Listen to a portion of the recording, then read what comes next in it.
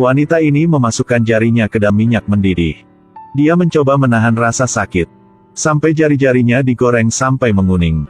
Setelah itu, Dora menjadi tenang dan menggunakan selembar kain untuk membungkus jari-jarinya dengan erat. Beberapa hari kemudian, Dora melepas kain itu dengan wajah penuh harapan. Tetapi hasilnya benar-benar mengecewakannya. Ada lebih banyak kerutan di jari-jarinya daripada di wajahnya. Dia melihat jarinya dan sangat sedih hingga dia menangis. Ternyata beberapa hari yang lalu, Dora berdiri di depan rumahnya untuk meninggikan suara nyanyinya. Suara nyanyinya didengar oleh raja ini. Suara nyanyi indah itu berhasil menarik perhatian sang raja. Tepat ketika raja ingin melihat wajah orang yang baru saja menyanyikan lagu itu. Orang itu bersembunyi di dalam rumah. Raja mengira bahwa seorang gadis muda sedang bermain petak umpet. Sehingga raja menjadi semakin tergila-gila padanya. Jadi raja mengeluarkan emas dan peraknya dan memberikannya kepada pengawal untuk membawanya ke Dora. Setelah menerima hadiah itu, Dora sangat bersemangat. Melihat ke cermin dan melihat bola balik. Adik perempuan Ima sangat ketakutan. Dan ingin kakaknya Dora mengembalikan semua hadiahnya. Tapi Dora merasa inilah kesempatannya untuk mengubah takdirnya. Di malam hari, raja yang kesepian tiba-tiba datang ke rumah untuk mencarinya. Raja ingin melihat Dora. Karena suara nyanyi indah Dora membuatnya jatuh cinta. Raja berpikir bahwa Dora adalah seorang gadis muda yang cantik. Kakak Ima hendak menjelaskan. Ketika adiknya Dora menghentikannya, raja mengira dia telah ditipu, jadi dia mulai marah. Dora ingin memanfaatkan kesempatan ini, jadi dia buru-buru menjelaskan. Tidak, saya hanya gadis miskin. Saya tidak pantas mendapatkan hadiah yang Anda berikan kepada saya. Wanita jelek ini mencoba menggunakan suaranya yang seperti bayi untuk menipu raja. Raja tenggelam dalam suara yang indah ini. Untuk menghibur raja, dia berharap raja bisa memberinya sedikit waktu. Sampai saat itu dia akan mengulurkan salah satu jarinya. Jadi Dora menggunakan cara ekstrim. Dan ingin membuat jari-jarinya dalam waktu singkat menjadi lembut putih.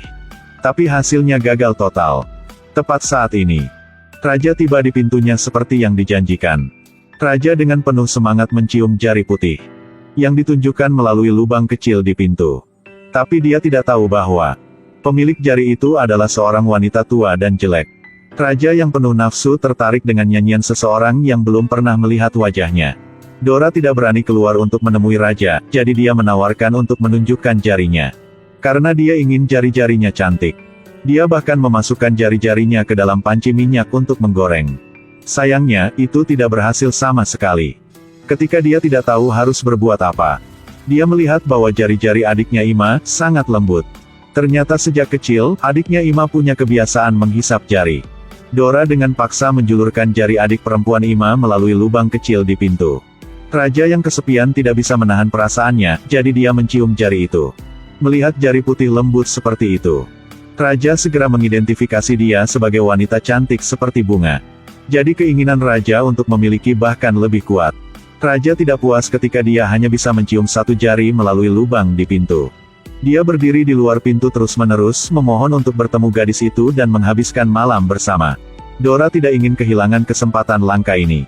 Tapi ada satu syarat. Dia berharap raja bisa memadamkan semua lilin di istana.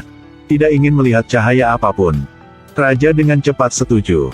Malam berikutnya, Dora menggunakan lem untuk merekatkan kerutan di tubuhnya, menutupi dirinya, dan kemudian pergi ke istana kerajaan untuk menemui raja. Raja, seperti yang dijanjikan, memerintahkan para penjaga untuk memadamkan semua lilin. Dan seperti itu, raja dan Dora mengalami malam yang sangat indah. Raja, setelah bangun tidur, mengambil lilin, dia ingin melihat seperti apa wajah wanita yang baru saja menghabiskan malam bercinta dengannya. Ketika dia membalik selimut, dan melihat bahwa itu adalah seorang wanita tua yang sangat jelek, raja terkejut. Dia sangat marah. Sehingga dia segera memanggil pengawal, dan melemparkan wanita itu keluar jendela.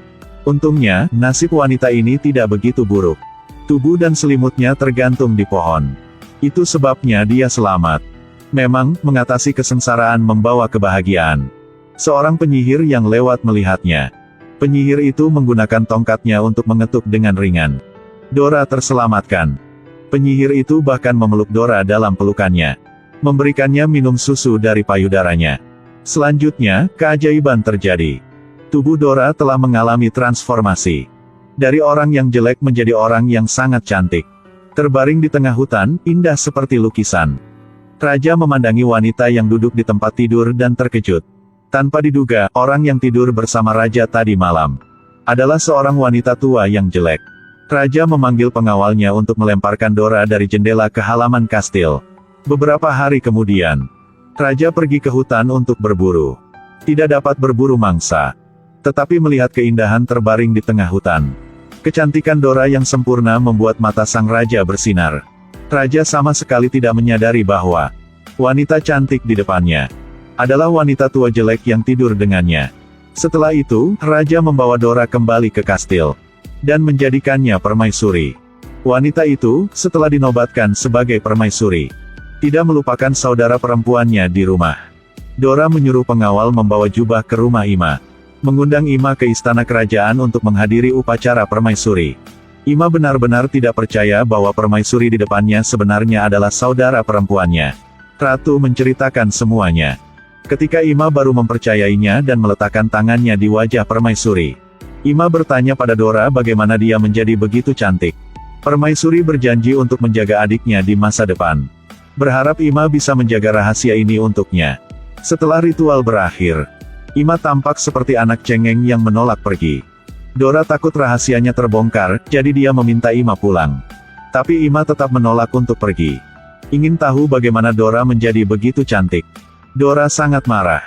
Takut raja akan mengetahui bahwa dia memiliki saudara perempuan yang begitu jelek. Dengan tergesa-gesa, dia berteriak, "Aku telah mengupas kulitku, mengerti?" Kata-kata Dora, Ima benar-benar percaya tanpa keraguan. Setelah keluar dari kastil, Ima pergi mencari tukang cukur. Ingin dia membantunya mengupas kulitnya.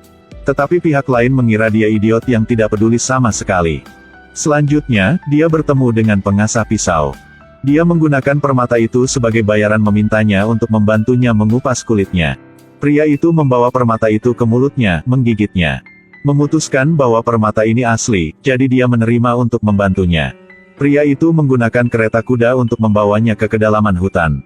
Mengikatnya ke pohon. Ima sangat gugup, menunggu dan tidak menunjukkan rasa takut sama sekali. Untuk menjadi cantik, Ima tampak menggila. Pria itu selesai mengasah pisau dan memulai pekerjaannya. Jeritan kesakitan bergema di seluruh hutan. Ima, setelah dikuliti, berjalan perlahan menuju istana kekaisaran. Dia tidak menjadi lebih cantik karena itu, tetapi karena dia kehilangan terlalu banyak darah.